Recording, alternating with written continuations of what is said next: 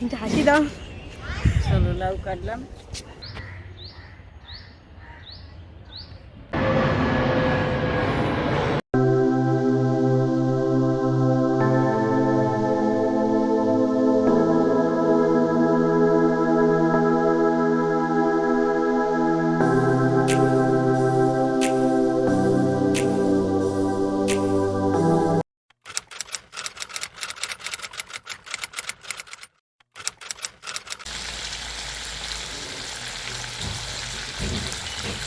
এই শীতের সকালে ঘুম থেকে উঠতে যতটা না কষ্ট হয় লেপের মধ্যে থেকে বেরোতে, তার থেকে বেশি কষ্ট হয় কি বলো তো, জলে হাত দিতে। মানে শীতকালে ঘুম থেকে উঠে জলে হাত দিতে যে কি কষ্টের মানে একটা কাজ, কি বলবো। আর হচ্ছে গিয়ে জল ছাড়া তো কোনো কাজই সম্পূর্ণ নয়, অসম্পূর্ণ। তো দেখো সকাল সকাল আজকে গরম গরম চিকেন রান্না করেছি, আর করব বেগুন আলু দিয়ে ভোলা মাছের তরকারি।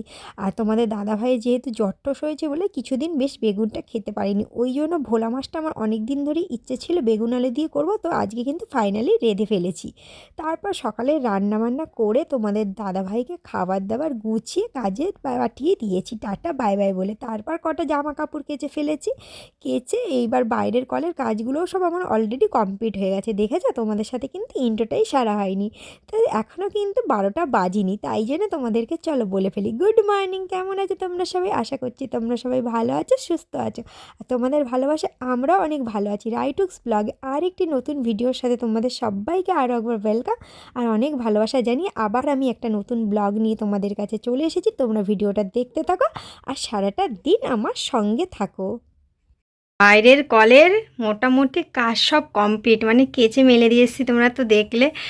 আর দেখো এই যে জানলাটা এখন টেনে দিয়ে যেতে হচ্ছে, একটা নয় 3-4টে বেড়াল, মানে কি বলবো, প্রচুর জ্বালাতন করছে। চাদর পুরো একদম শুকিয়ে একদম মচমচে হয়ে গেছে।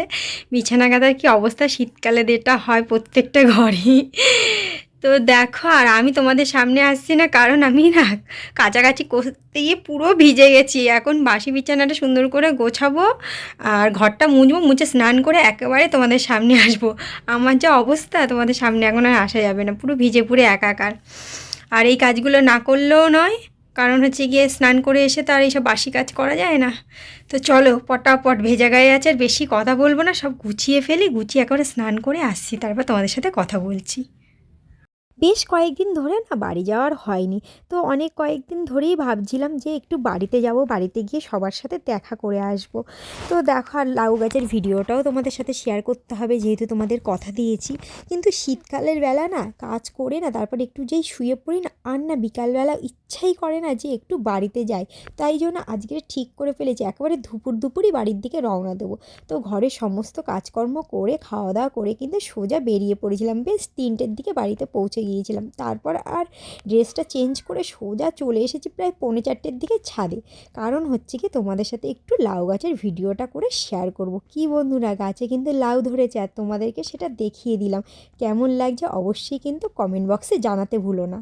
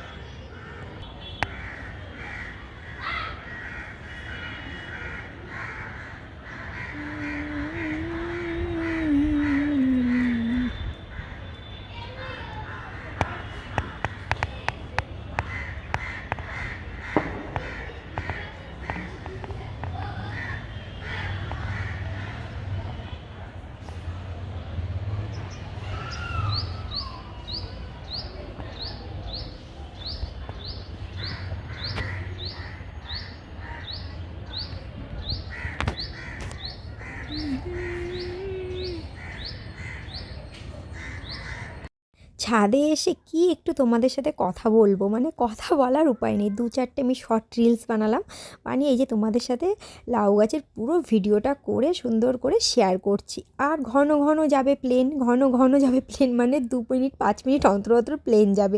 প্লেন এত ঘন ঘন যায়, একটু শান্তিতে কথাই বলা যায় না। আর শর্ট ভিডিও করতে গেলে তো প্রচুর প্রবলেম হয়, কি বলবো। যখনই একটা রিলস বানাবো ভাবি এটা ঠিক করেছি, তখনই প্লেনটা যেতেই হবে। তো যাই হোক, দেখো এই যে লাউ গাছের পুরো ভিডিওটা কিন্তু সুন্দর করে তোমাদের সাথে শেয়ার করে ফেলেছি।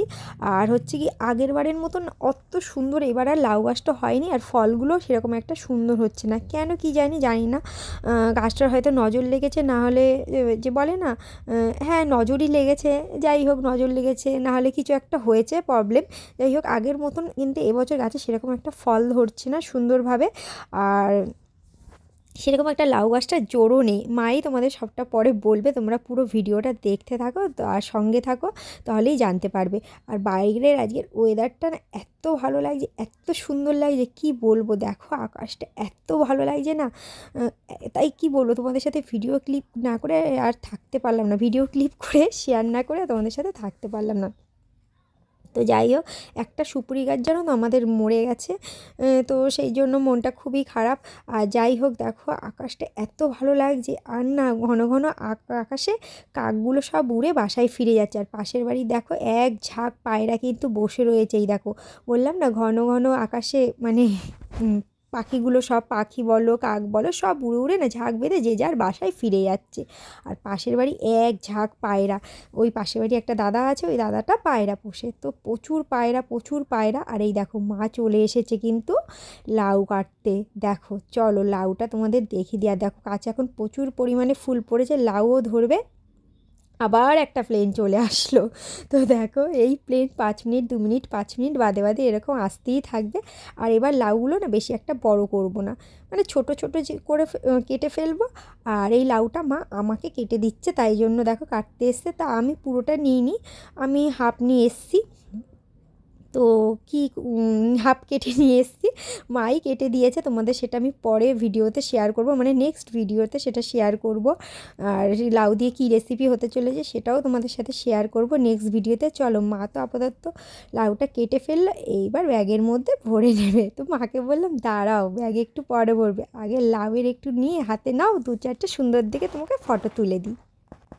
তবে তো গাছ উঠবে না, কষিয়েছে তো। কিন্তু হাসি দাও।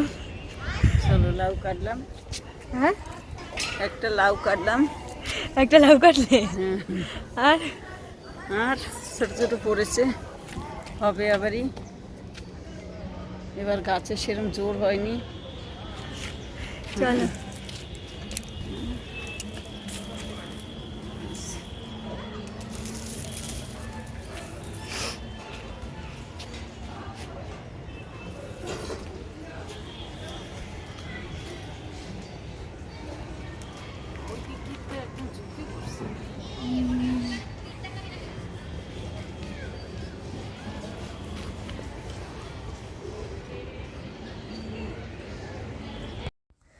তো দেখো মা আর আমি দাঁড়িয়ে দাঁড়িয়ে গল্প করছি, মা বলছে যে হচ্ছে আশেপাশে সবাই মাকে ডেকে ডেকে বলে দিদি সত্যি তোমার হাতে না জাদু আছে। তো মা বলে কেন, তো বলে যে হচ্ছে কি তুমি এত সুন্দর নিচ থেকে লাউ গাছটাকে উপরে তোলো, সত্যি কথা, আর তুমি যে কোনো গাছ লাগাও না কেন সত্যি সেই গাছ এত সুন্দর হয়, আর হাতে ফল ধরে, মানে এত প্রচুর পরিমাণে ফল হয় সেটার কল্পনার বাইরে।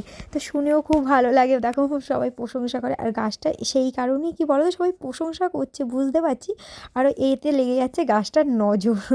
তো যাই হোক গাছটাতে এইভাবে নজর লেগে যাচ্ছে। আর ছাদে এসে আজকে এত সুন্দর দৃশ্য দেখতে পারবো ভাবতেই পারিনি, মানে পায়রাগুলো এক ঝাঁক বসেছিল, সচরাচর না পায়রাগুলো এখন এরকমভাবে বসে থাকে না, তো এক ঝাঁক বসেছিল, কাকের ঝাঁকগুলো এরকম এক ঝাঁক বাসায় ফিরে যাচ্ছিল, এত ভালো লাগছিল না না, মানে সব মিলেমিশে মানে একটা অপরূপ দৃশ্য দেখেছি আজকে। তারপর ছাদে ঘোরাঘুরি করে তারপর উপরে ছাদে জামা কাপড় ছিল সেগুলো নিয়ে ঘরে চলে এসেছি। তারপর সন্ধ্যাবেলায় দেখো আমার হাতের মুড়ি মাখা আমাদের বাড়িতে সবাই পছন্দ করে, বিশেষ করে তো আমার ভাই, মানে কোনো কথা হবে না দিদির হাতের মুড়ি মাখা মানে। তো দেখো গাজর, তারপর হচ্ছে গিয়ে শসা, পেঁয়াজ, লঙ্কা, চানাচুর, মুড়ি, তেল, নুন দিয়ে ভালো করে মুড়ি মাখিয়ে দেখো ভাইকে দিয়ে দিয়েছি। ভাইকে বলছি কী রে কেমন হয়েছে খেতে। আর এই যে বাটিতে গাবলায় করে নিয়ে বসেছি মা আর আমি, আর মা গিয়েছে বাবাকে দোকানে চা দিতে, চা দিয়ে তারপর এবার আমি আর মা চা খাবো, ভাই আর চা খাবে না। তো দেখো এই যে মুড়ি মাখা খাচ্ছি আর গল্প করছি সবাই মিলে, মানে মা আসতে বাকি আছে আর আমরা সবাই মিলে গল্প করছি, মানে পরিবারের সাথে একটা সুন্দর একটা মুহূর্ত, একটা সন্ধ্যা কাটালাম অনেক দিন পরেই, খুব ভালো লাগলো। আর যখন এই যে মুড়ি মাখা করি বাড়িতে এসে, তখন না ছোটোবেলার কথা মনে পড়ে যায়। তো আমার হাতের মুড়ি মাখা খেতে ভালোবাসে, আমার দাদাও ভালোবাসে। কিন্তু আমার থেকে আবার আমার দাদা খুব সুন্দর মুড়ি মাখাতে পারে। নারকেল দিয়ে এত সুন্দর মুড়ি মাখাবে না, অসাধারণ। আর চানাচুর দিয়ে তো মুড়ি মাখানো, সেটা তো তুলনাই হয় না, খুবই সুন্দর। কখনো যদি সুযোগ পাই নিশ্চয়ই তোমাদের সাথে সেই ভিডিও করেও শেয়ার করব। তো যাই হোক, এই যে দেখো ধনে পাতাটা ছাড়া অসম্পূর্ণ ছিল, এবার ধনে পাতাটা দিয়ে মা পুরো সম্পূর্ণ করে দিল। ধনে পাতাটা ছিল দোকানে ফ্রিজে রাখা, তো মা দোকানে গিয়েছিল বাবাকে চা দিতে, একবারে ধনে পাতাটা নিয়ে এসে কুচিয়ে দিয়ে দিল। তো ভাইকেও প্রথমে দিয়ে দিল, আমাকেও দিয়ে দিল। মা বললে নে একটু ভালো করে গামলার মধ্যে মাখিয়ে নে। এইবার মা দেখো ওদিকে, দেখো দূরে দেখো গ্লাসে কিন্তু চা ঢেলে রেখে গেছে। এবার মাকে বলছি, আরে দেরি করছো কেন, তাড়াতাড়ি চাটা নিয়ে চলে আসো, আমাদের আসরে জমিয়ে বসে গল্পটা হবে তখন। মা বলে কি, দাঁড়া একটু টিভিটা চালাই, একটু সিরিয়ালটা দেখবো। আমি বললাম পরে দেখো সিরিয়াল, আগে চলো আসো মুড়িটা চাটা খেয়ে নাও। তারপরে চাটা না শীতকালে না দেখবে, চা বলো যে কোনো খাবার বলো, গরম খাবার মানে চোখের মিনিশে ঠান্ডা হয়ে যায়। ওই জন্য না মাকে বললাম স্টিলের গ্লাসে নিয়ে আসো, তাহলে অনেকক্ষণ ঠান্ডা থাকবে। আর আমি সকালবেলা এখন যখনই চা করে খাই তোমাদের দাদাভাইকে দিয়ে, আমিও স্টিলের গ্লাসে নিয়ে নিই। কেন বলো তো, যেহেতু অনেকক্ষণ ঠান্ডা থাকবে, যেহেতু আমি রান্না বান্না করি। আর এদিকে দেখো মা আমি ভাই মিলে তিনজনে মিলে গল্প করছি, সুন্দর একটা সন্ধ্যা কাটালাম। আর মানে কি বলবো, আর ভাই বারবার বলছে হেব্বি হয়েছে হেব্বি হয়েছে, তোমরা ওকে দেখি বুঝতে পারছো। ও তো আমার আর মুখ ফুটে কিছু বলার দরকার নেই, সত্যিই মুড়ি মাখাটা খুবই সুন্দর হয়েছিল। তো যাই হোক, এই যে আমরা তিনজনে মিলে গল্প করছি, গল্প গুজব এসব চলছে। তো চলো আজকে ভিডিওটা এখানেই শেষ করে দিচ্ছি। তোমাদের কেমন লাগলো ভিডিওটা কমেন্ট সেকশানে জানাতে ভুলো না। ভালো লাগলে ভিডিওটা লাইক কমেন্ট শেয়ার করে দেওয়া। যারা চ্যানেলে নিয়ে আছো তারা প্লিজ চ্যানেলটিকে সাবস্ক্রাইব করে দেবে, আর পাশে থাকা বেল আইকন বাটনটিকে প্রেস করে অল করে দেবে। সবাই ভালো থেকো, সুস্থ থেকো, দেখা হচ্ছে নেক্সট ভিডিওর সাথে। টাটা।